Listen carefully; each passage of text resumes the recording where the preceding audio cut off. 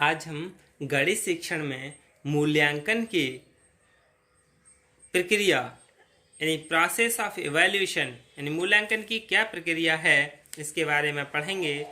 Evaluation is a continuous and systematic process with definite terms and which are followed by completion. Mainly the evaluations process consists of the following steps.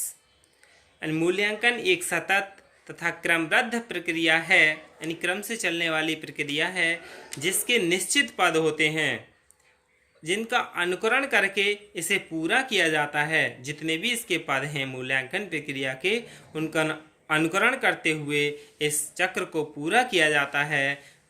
मुख्यतः मूल्यांकन प्रक्रिया में निम्नलिखित पद का सोपान यानी steps होते हैं। कौन कौन से हैं? सबसे पहला है उद्देश्यों का चयन एवं निर्धारण करना यानी selection and formation of objectives. सबसे पहले मूल्यांकन प्रक्रिया में क्या किया जाता है? उद्देश्यों का चयन किया जाता है और फिर चयन करने के बाद उनका निर्धारण किया जाता है। ये क्या है? मूल्यांकन प्रक्रिया का पहला स्टेप्स है। यानी सबसे पहले सिलेक्शन करते हैं फिर फॉर्मेशन करते हैं। उसके बाद सिलेक्शन करने के बाद क्या किया जाता है? उद्देश्यों का विश्लेषण किया जाता है यानी व्यवहारगत परिवर्तन के संदर्भ में जो उद्देश्य हैं उनका विश्लेषण करते हैं व्यवहारगत परिवर्तन के संदर्भ में यानी analysis of objectives in terms of behavioural changes. फिर उद्देश्यों का विश्लेषण करने के बाद मूल्यांकन प्रक्रिया में मूल्यांकन प्रविधियों का चयन करना होता है यानी जो मूल्यांकन प्रविधि हैं उनका चयन किया जाता है। सिलेक्शन ऑफ इवैल्यूएशन टेक्निक्स यानी जिन जिन विधियों का इस मूल्यांकन प्रक्रिया में प्रयोग करना होता है उनका चयन करना है और चयन करने के बाद फिर क्या है? प्रविधियों का प्रयोग एवं परिणाम निकालना यानी चौथा स्टेप क्या था?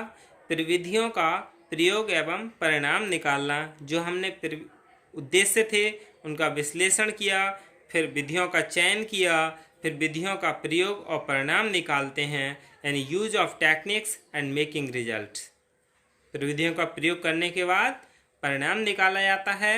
फिर उसके बाद लास्ट स्टेप यानी पांचवें स्टेप में क्या किया जाता है? परिणामों की व्याख्या एवं सामान्यीकरण करना यानी पहले तो हम परिणाम की व्याख्या करेंगे फिर उसके बाद उसका एक रूल्स बना देंगे, सामान्यीकरण कर देंगे यानी explanation and generalisation of result. इस प्रकार ये जो सभी पद दे रखे हैं इसमें क्या आगे बढ़ते चले जाते हैं। This according to the above position they progressively progress and are also to draw result. After that used to the generalization by explaining the results obtained. यानी हम इन पदों के अनुसार क्रम से आगे बढ़ते चले जाते हैं और परिणाम निकालने में समर्थ हो जाते हैं। तत्पश्चात प्राप्त परिणामों की व्याख्या करके सामान्यीकरण कर लेते हैं। जो परिणाम निकलता है उसकी हम व्याख्या करके सामान्यीकरण कर लेते हैं। किसी निर्णय पर पहुंचने के लिए हमें निम्न बातों पर ध्यान रखना चाहिए। वो कौन सी बातें हैं? To arrive at a decision we should keep the following points in mind यानी जो किसी निर्णय पर पहुंचने के लिए हमें इन निम्न बातों का ध्यान रखना चाहिए यानी what is the maximum marks in the test यानी परीक्षण में अधिकतम अंक क्या हैं। सबसे पहले तो हमें यह ध्यान करना होगा कि परीक्षण में मैक्सिमम मार्क्स क्या हैं। दूसरा, what is the lowest and highest score obtained by children यानी बालकों द्वारा प्राप्त निम्नतम तथा उच्चतम अंक क्या हैं। तीसरा है, what is the average of the marks obtain यानी प्राप्त अंकों का औसत क्या है। प्राप्त अंकों का औसत क्या है। इसके बाद what is the capacity limit of such A students, यानी जो भी छात्र है अमुक छात्र की क्षमता सीमा क्या है। यानी जिसका भी हम मूल्यांकन कर रहे हैं पहले हमें क्या होना चाहिए उसके बारे में पता होना चाहिए कि उसकी क्षमता या उसकी सीमा क्या है। To what extent has he scored according to his ability and level, यानी उसने अपनी योग्यतानुसार व स्तरानुसार कहाँ तक अंक प्राप्त किए हैं। यानी जो बालक है उसने अपनी योग्यता जो है उसके अनुसार और स्तर के अनुसार जो उसका स्तर है उसमें कहाँ तक अंक प्राप्त किए हैं। यानी इन सभी बातों को ध्यान में रखना चाहिए यदि हम किसी बच्चे का निर्णय ले रहे हैं। जैसे हमने उसका कोई टेस्ट ले लिया, टेस्ट लेने के बाद हम उसका परिणाम दे रहे हैं, लेकिन उसका पहले हमें इन सभी बातों को पता होना चाहिए कि बालक ने अधिकतम अंक क्या हैं, उसकी निम्नतम और उच्चतम सीमा क्या है, उसने प्राप्त अंकों का औसत क्या है, या उस अमुक छात्र की क्षमता सीमा क्या है, या उसने अपनी योग्यता अनुसार व स्तरानुसार कहाँ तक अंक प्राप्त किए हैं। ये सब हमें पता होना चाहिए, उसी के बाद ही हम कोई निर्णय या मूल्यांकन कर पाते हैं।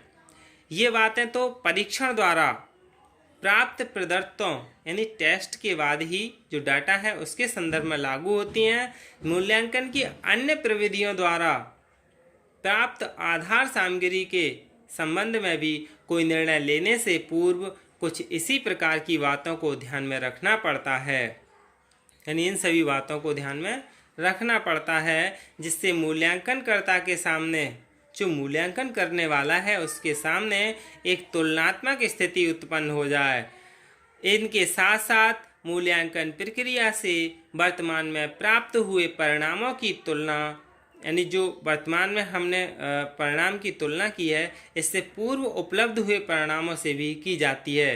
यानी जो इस समय हम किसी बच्चे का टेस्ट ले रहे हैं और उसका हम मूल्यांकन कर रहे हैं तो उसकी तुलना यदि हम कर रहे हैं तो जो पूर्व में उपलब्ध परिणाम हैं उससे तुलना की जाती है, जिससे यह पता लग सके कि बालक में क्या तथा किस सीमा तक परिवर्तन हुआ है, क्या और किस सीमा तक परिवर्तन हुआ है यह हमें पता चल जाता है। यही क्या है मूल्यांकन की प्रक्रिया है। यानी मूल्यांकन को इसी तरह से पूरा किया जाता है। धन्यवाद।